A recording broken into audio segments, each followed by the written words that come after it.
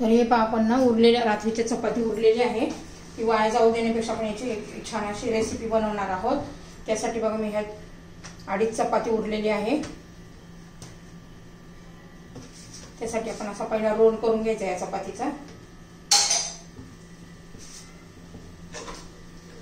आणि पहा ह्या पद्धतीने रोल केल्यावर असं कट करून घ्यायची आपल्याला चपाती।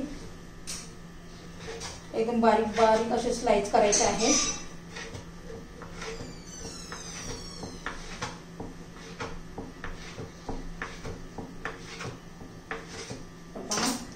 छान असे आपली चपातीचे काप करून झालेले आहेत पीस।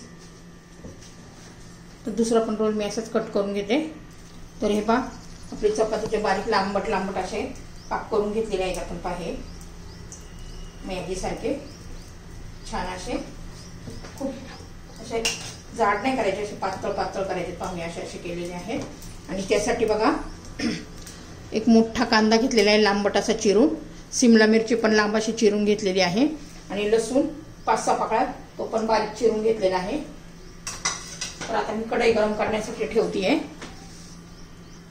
तर पहा आपली कढई गरम झालेली आहे, त्यात तेल घालून घेतलेलं आहे। आपण आता तेल असं गरम होऊ देऊया।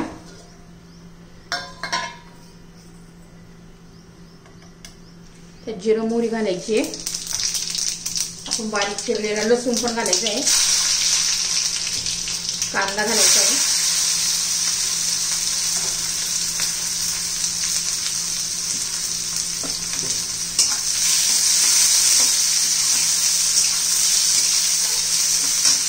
शिमला मिरची पण घालायची आहे।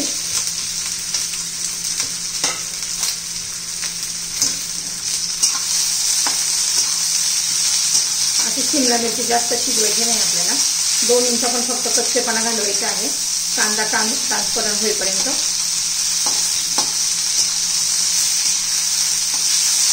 एकदम छान रेसिपी होते, तुम्ही कधी केली पण नसेल बघा। चपाती पण वाया जात नाही आणि छान असं मुलं आवडीने खातात। आता जरा 2 मिनिटं जरा परतून घेऊ।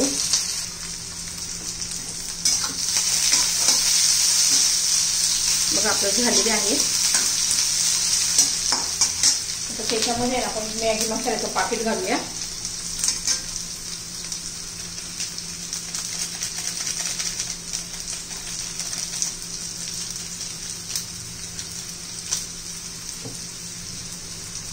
व्यवस्थित मिक्स करूया।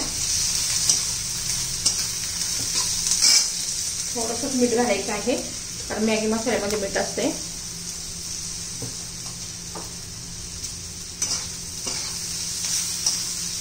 तुमच्याकडे चायनीज चटणी असेल तर ती घातली तरी चालेल। थोडासा मी कांदा लसूण मसाला घालते, थोडीशी हळद घालू,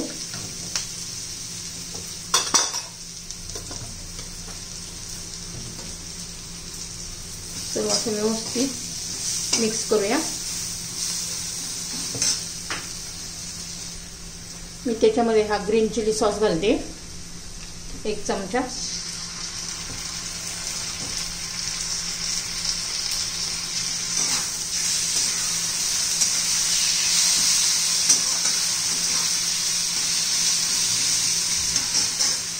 आता आपण ही चपाती घालून घेऊया।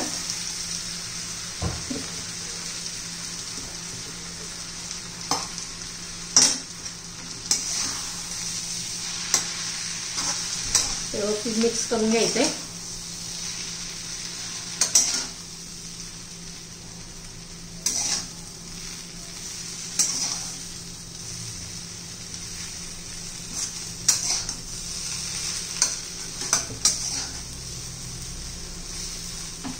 चांगलं 2-3 मिनिटं व्यवस्थित हलवून घेऊया। थोडंसं एकदम सोया सॉस घालायचं आहे 1 चमचा, त्याने पण छान अशी टेस्ट येते चायनीज सारखी।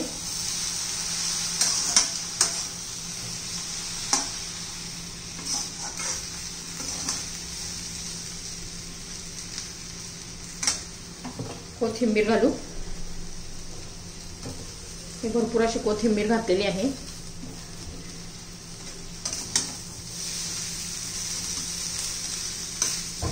मग आपली ही रेसिपी तयार झालेली आहे।